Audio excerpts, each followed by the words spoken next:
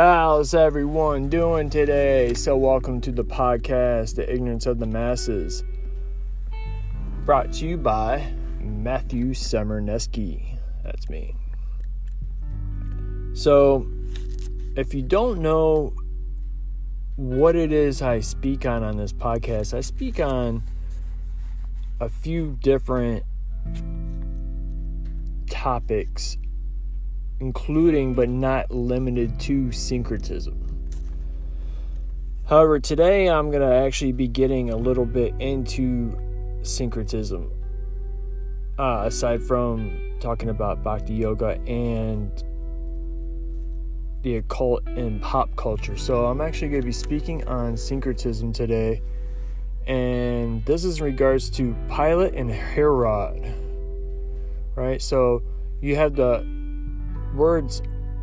story of Pontius Pilate and King Herod, and this is meaning jurisdiction, right? So Herod in the Bible, in Greek, it means free man, wanderer, fugitive, trembler, coward. All right. The etymology from the verb arad, to flee or to be free, from the verb herad, to tremble or be afraid. All right. So why this name? Heros ode Shem, Herod Herodos, Roman client, king of Judea, Herodes. So it's interesting, if you actually look into, you trace this down, it actually runs into Herodotus, who was pierced by an iron weapon, right? And Jesus was pierced by an iron weapon, right? And Dionysus was also had a weapon called a thyrus, a fennel stem scepter, sometimes wound with ivy and dripping with honey.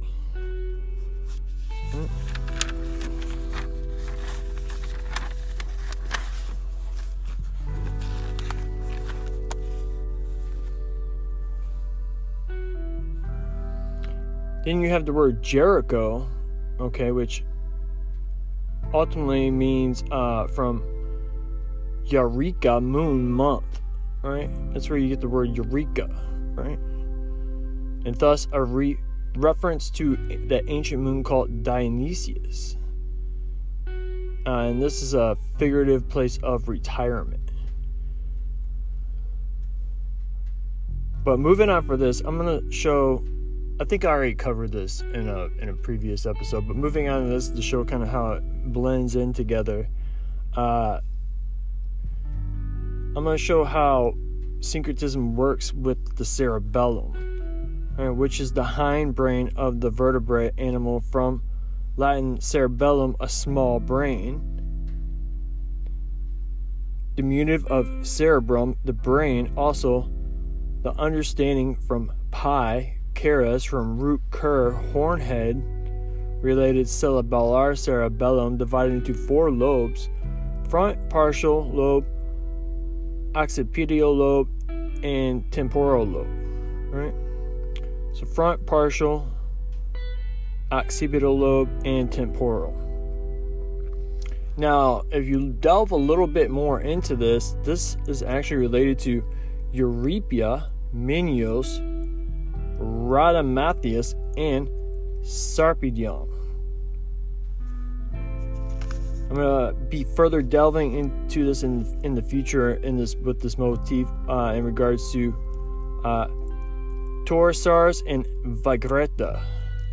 Okay, and you can actually see this motif in the painting of Europa that was painted in 1559-1562. Okay, and Europa is the consort of Zeus. Also related is the rape of Europa, the daughter of the Phoenician king Agenor.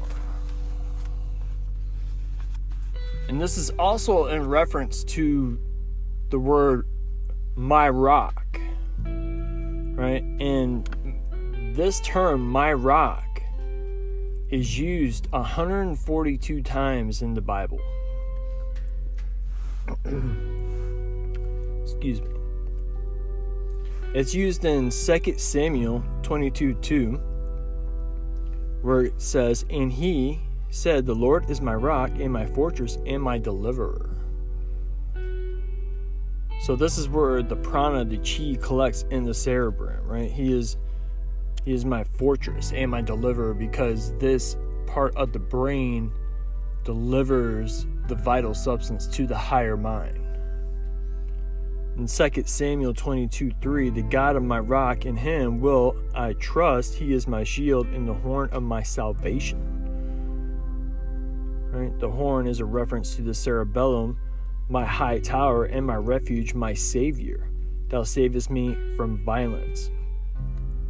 2 Samuel 22:47, Psalms 18:2, Psalms 18:46, Psalms 28:1, Psalms 31:3, Psalms 42:9, Psalms 62:2, Psalms 62:6, Psalm 71:3, Psalms 92:15. It's my rock is also mentioned in Exodus 33:22, Job 29:6, Psalms 31:2, Psalms 42, Psalms 61:2, Psalms 62:7, Psalms 89:26, Psalms 94:22. It's mentioned also in the Song of Solomon 2:14, Jeremiah 23:29, and Matthew 16:18 is the reference to this term, my rock. So I'm just going through this real quick. It's actually very fascinating. If you look at that Rembrandt, I believe that's a correct term, it might not be a Rembrandt, but if you look at that painting that I mentioned, and there's actually a few more works that this is depicted in, actually.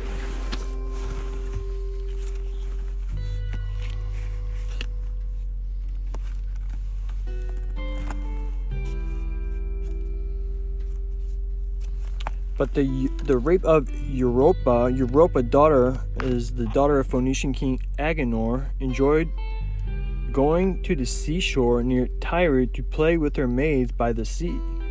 Okay, and it goes on to say in this motif, in this legend, one day during a game, Jupiter saw her and immediately fell in love. To approach her, he took the semblance of a bull. All right, and this is the cerebellum. All right, this is the cerebellum is also the cerebellum. Right? It's the lower mind as opposed to the higher mind. Right? And you always have this reference to the white as snow, with small, well-rounded horns and a meek look. Europa was surprised to see this friendly bull. Afraid at first, she slowly approached the animal and began to stroke it and adorn it with flower garlands. Okay, and this is in reference to maintaining proper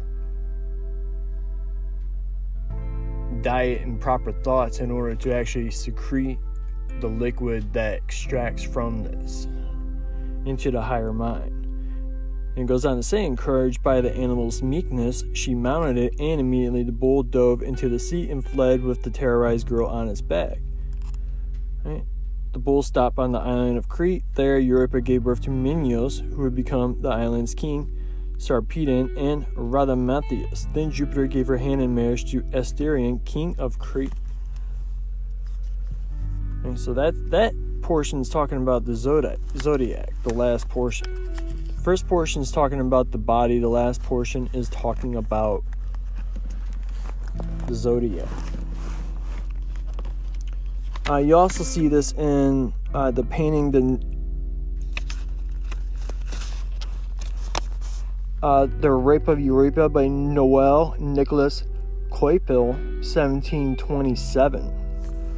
Right? This painting narrates the kidnapping of Europa. Bull crosses the sea with the maiden on its back, while Tritons and Nereids festively play in the waves around them and watch. Now amused, now surprised. In the background at right is Neptune's chariot pulled by dolphins and carrying emperor and the god of the sea with the trident in his left hand.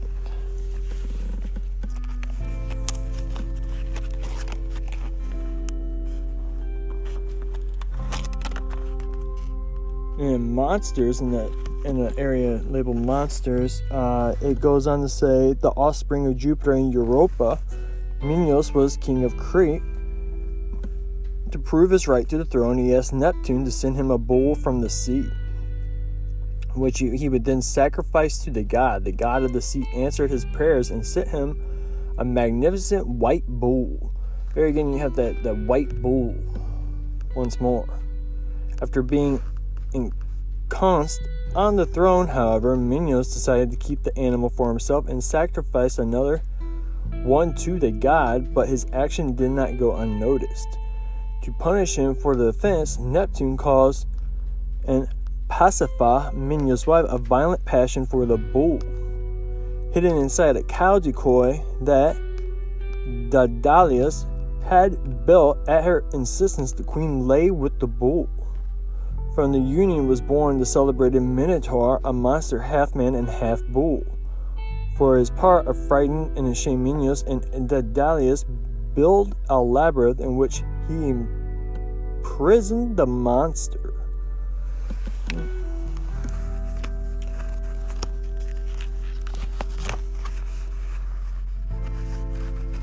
And once more, this is mentioned under heroes. Cadmus. Cadmus is the founder of Thebes, the son of Phoenician king Agenor and the brother of Europia.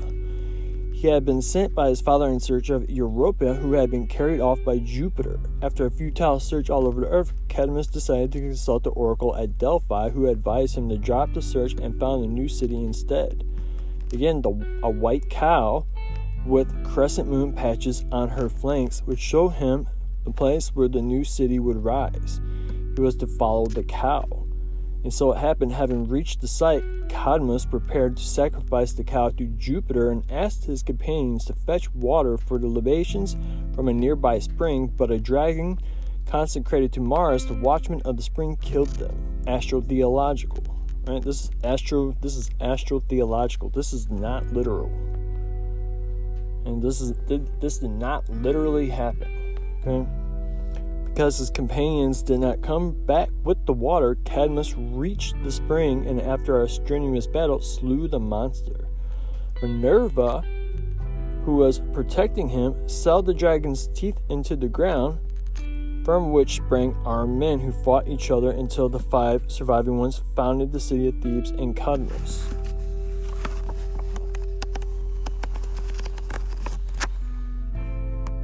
Again, the labors of Hercules. The Cretan bull. There are several versions of the identity of the Cretan bull. According to some, it is the same bull that had abducted lovely Europa, and others, it was the white bull that came from the sea, sent by Neptune to Minos, and so handsome that the king had kept it with his cattle and sacrificed another bull to the god. Eurystheus asked Hercules to capture the animal and bring it to him alive. Once he landed in Crete, the hero asked Minos for help, but the latter refused, though he allowed him to try and capture the bull. Finally, Hercules succeeded and returned to Eurystheus, which is enlightenment, right? This is all allegory for losing and obtaining enlightenment. Who decided to sacrifice the animal to Juno, astrotheological. But since the queen of the gods hated Hercules, she refused the sacrifice and set the animal free. So that is going to be it for now. I'm going to actually elaborate once I have a moment. I'm going to elaborate more on this. So thank you. I appreciate everybody who listens. Be sure to check out some of my other work as well, and have a great day.